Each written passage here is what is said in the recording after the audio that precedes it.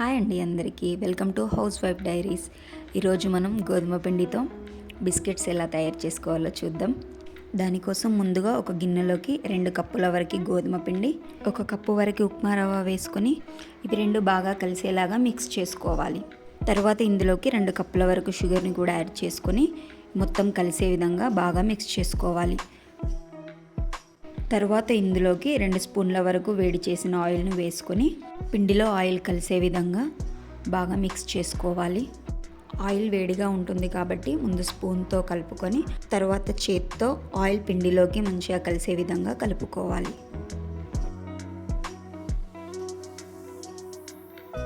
ఇందులోకి 1 table spoon వరకు salt, 1 table spoon వరకు వంట సోడా వేసి మళ్ళీ ఒకసారి అన్నీ కలిసే విధంగా మిక్స్ చేసుకోవాలి. ఇలా మిక్స్ చేసుకున్న పిండిలోకి తగినన్ని నీళ్లు వేసుకుంటూ చపాతీ పిండిలాగా కలుపుకోవాలి.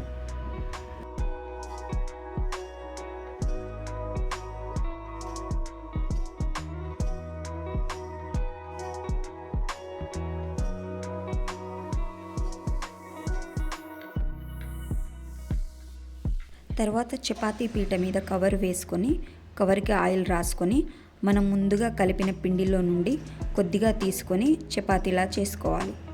చపాతీ కంటే కొంచెం మందంగానే చేసుకోవాలి.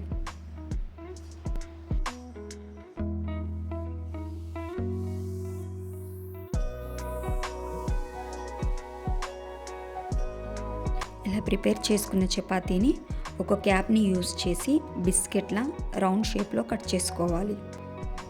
ఇలా చేసుకున్న బిస్కెట్స్ని ఒక ప్లేట్లోకి తీసుకొని పక్కన పెట్టుకోవాలి.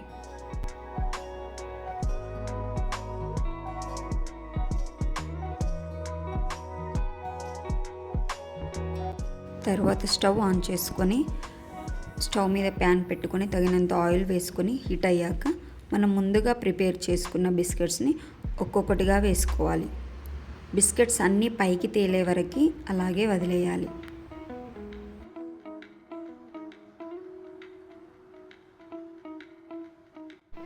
మంటని మీడియం టు లో ఫ్లేమ్లో అడ్జస్ట్ చేసుకుంటూ బిస్కెట్స్ని ఆయిల్లో తిప్పుతూ ఫ్రై చేసుకోవాలి. బిస్కెట్స్ని గోల్డెన్ బ్రౌన్ కలర్ వచ్చే వరకు ఫ్రై చేసుకొని ఒక ప్లేట్లోకి తీసుకోవాలి. బిస్కెట్స్ వేడిగా ఉన్నప్పటికంటే చల్లారిన తర్వాత వీటి టేస్ట్ చాలా బాగుంటాయి. ఈ బిస్కెట్స్ని మీరు కూడా ట్రై చేసి మీకు ఎలా వచ్చిందో కామెంట్ చేయండి.